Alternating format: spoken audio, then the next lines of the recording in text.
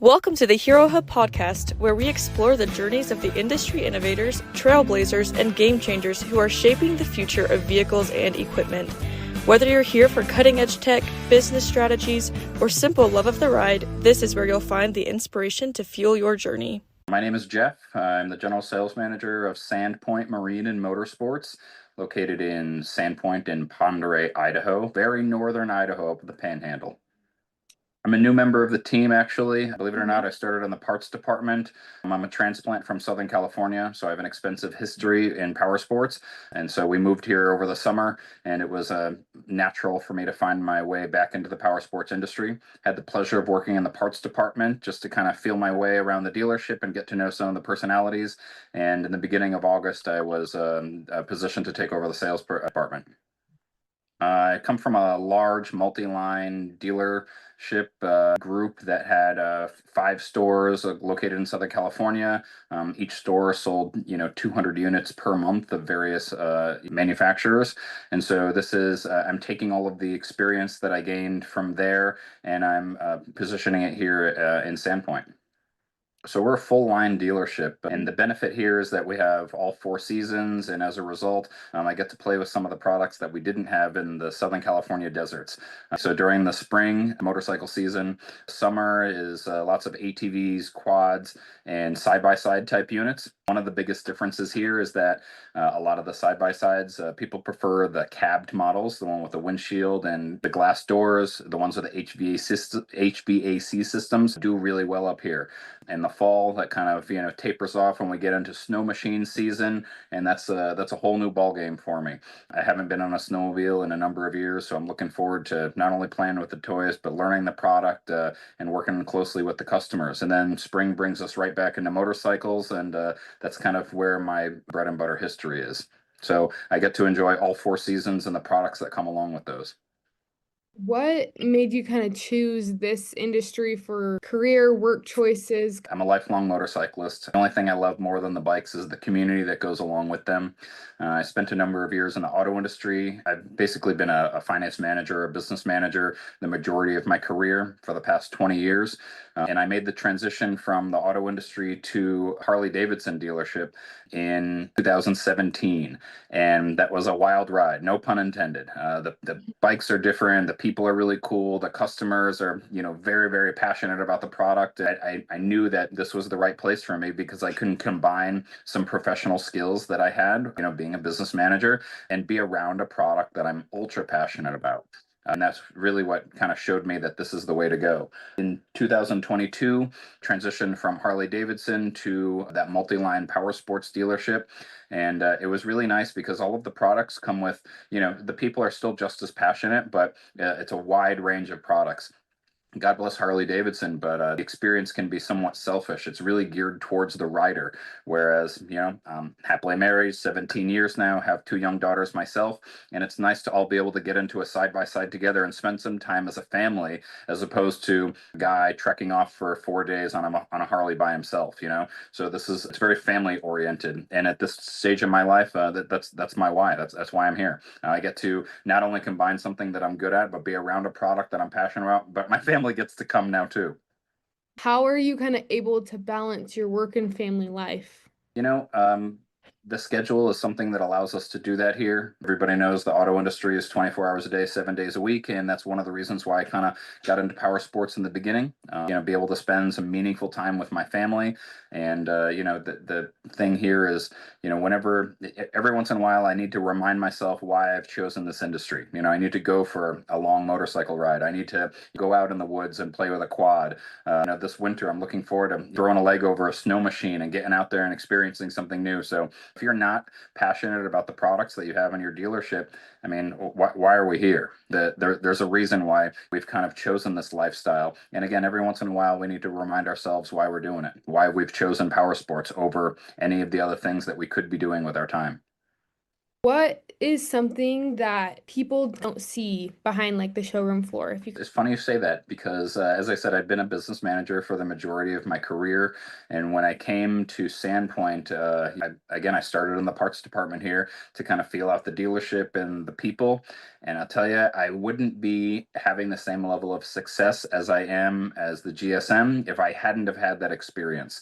It really allowed me to build some relationships with not only, the service manager, the parts manager, the shipping and receiving clerks, the technicians. So instead of just starting, hitting the ground running in the sales department, yeah, I need this, this, and this, I know the names of every single one of my technicians. I know the family situation of a lot of the people behind the parts counter. That allows me to make a personal connection with them. So in the instance that I do need something for the sales department, it's not just this new guy coming back there and having all these crazy requests. It's people that I've already built a relationship for, and that's really been something that I'm thankful for here at this dealership. How do you focus on continually having relationship with your customers? Well, some of the things that I bring from my time at Harley Davidson is to have lots of events that are very customer friendly, even if it's just something like an open house or a backyard barbecue or um, something new like that. We do kids ATV courses is something that I'm trying to build awareness of, the family friendly events. So that way you bring the whole family. It's not just, one person that's enjoying the machine. It's something that everybody can use, and, customers appreciate that stuff, and it sometimes allows them to build a relationship with us and our salespeople. So that way, it's not the first time that you've seen Dan as one of my salespeople. It's not the first time that you've met Dan when you're just like reviewing the figures, trying to purchase some machine. This is someone that you've met before. He handed you and your family a hot dog at one of our barbecues, and we have two sets of customers in our community. We have the core clients that are here year round, and then we have the seasonal people, and this helps gain familiarity with both of those groups of people. And we really need to emphasize and capitalize on both of those groups to be able to continue as a business and increase year over year sales. Yes, I absolutely want to take care of my core customers, but at the same time, the people who are only here for 2 weeks or 2 months out of the year, I really want that business as well. Know that they have a place to come, a qualified service department, knowledgeable salespeople, almost like a home away from home. So when they're up here for the 4th of July, just enjoying themselves, please come on down to our dealership, see what we have to offer, see what's going on. Our whole dealership is open to you to enjoy. And, it's not just about the money. We are really here for the toys. It's time for good review, bad review. We've researched your dealership and pulled a 1-star review and a 5-star review. How would you handle these situations? Let's find out. It was by a guy named Kyle. He just said, "These people are incompetent. I special ordered a part for my Ranger, paid to have it overnighted, left a hunting trip halfway through in Montana and drove 8 hours to get the part and fix it in my shop, and the part never showed. Not much we can do. We forgot to select overnight shipping," was the answer I got. How do you usually deal with these kind of things? It sounds like a tough one. And again, my experience in the parts department has taught me that if a part gets ordered at the end of the day, even with overnight shipping, like you're probably not going to get it for like 3 days. So something that I would stress to my sales staff is to under promise and over deliver. Set realistic expectations, like own it. If we know from our experience that even with overnight shipping that it sometimes takes 3 days to get a part, set the client up for those expectations, right? And if it gets there in a day or 2 days, then you're winning. Hey, great news. Your part got here ahead of schedule. I would much rather make that phone call than, hey man, I'm really sorry. I know we're a little behind schedule on this part, and try to handle it from the back end. So your 5-star review that you got on here actually brought up you when it comes to parts. It just says, "Jeff is seriously the best parts guy I've ever dealt with. He's always super helpful and knows his stuff. Every time I see him, he can be friendly. He's friendly and patient, and he gets my parts to me quickly so I can get back out there as soon as possible." And I really appreciate that. Honestly, if you need anything for your boat, go see Jeff. And that was from Zachary.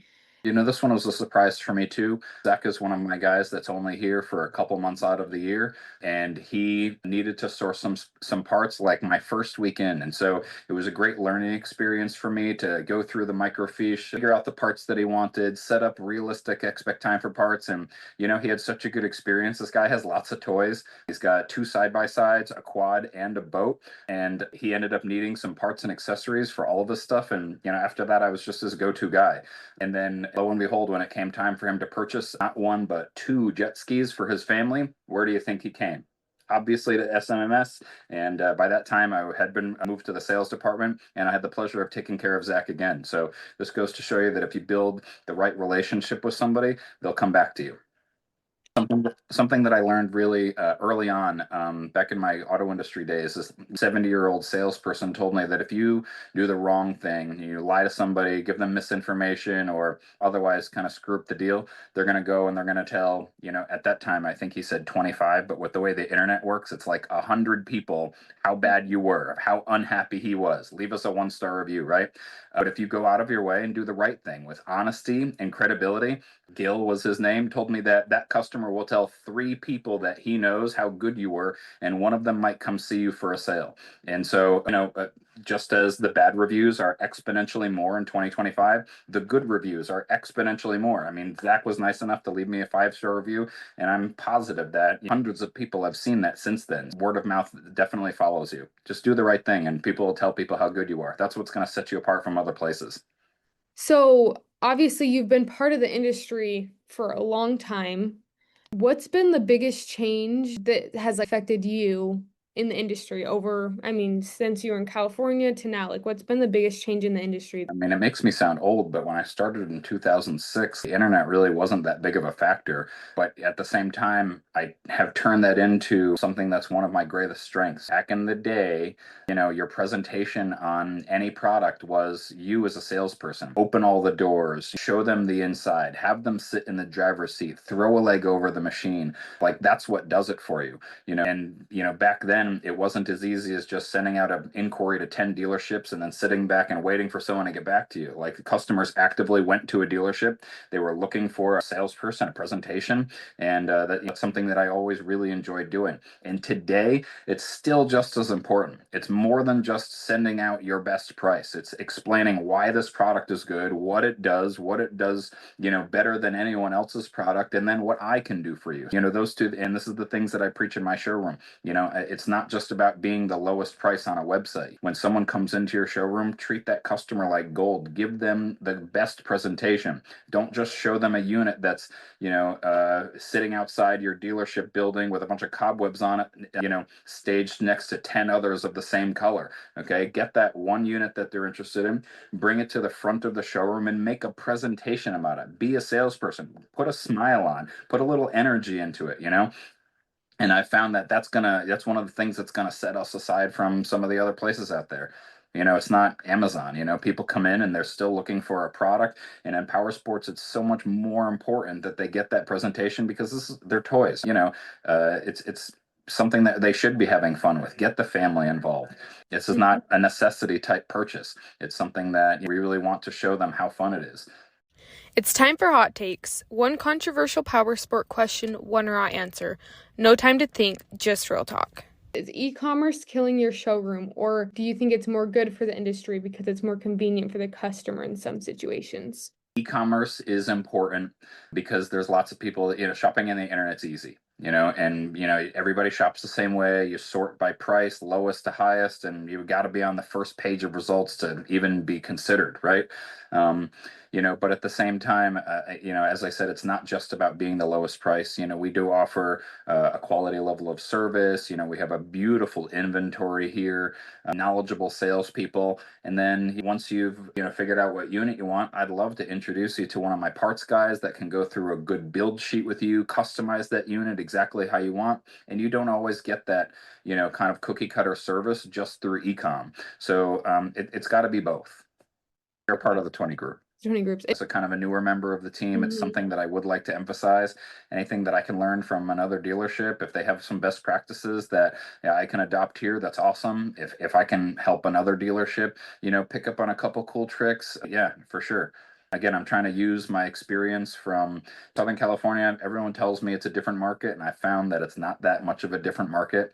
The desirability of the units is somewhat different. I come from an area that prioritizes the sport type side by sides, the wide track for desert racing, whereas here people tend to lean towards more the narrow trail type things because the terrain is a little bit different. But you know what? At the end of the day, the customers are still the same. I've said it a million times. It's more than just price. They do need a great presentation to go along with whatever they're buying.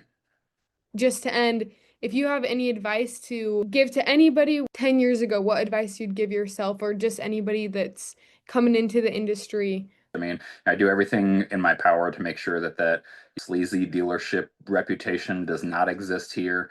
And if there's ever a problem, just own it. Just be honest, be an adult, explain the situation. I say under promise, over deliver, set realistic expectations, and stuff happens from time to time, but don't avoid the customer. Don't BS somebody, or else you're only leaving yourself open to other problems. It takes a little bit of practice, but I've actually kind of become to be more comfortable with delivering news like that. And it's not always pretty. And I just hope that the person puts themselves in my position and understands that I do it with honesty and credibility. I mean, sometimes, what do you want me to say? Stuff happens. But this is the situation we're in, and this is what I'm going to do to, help move along.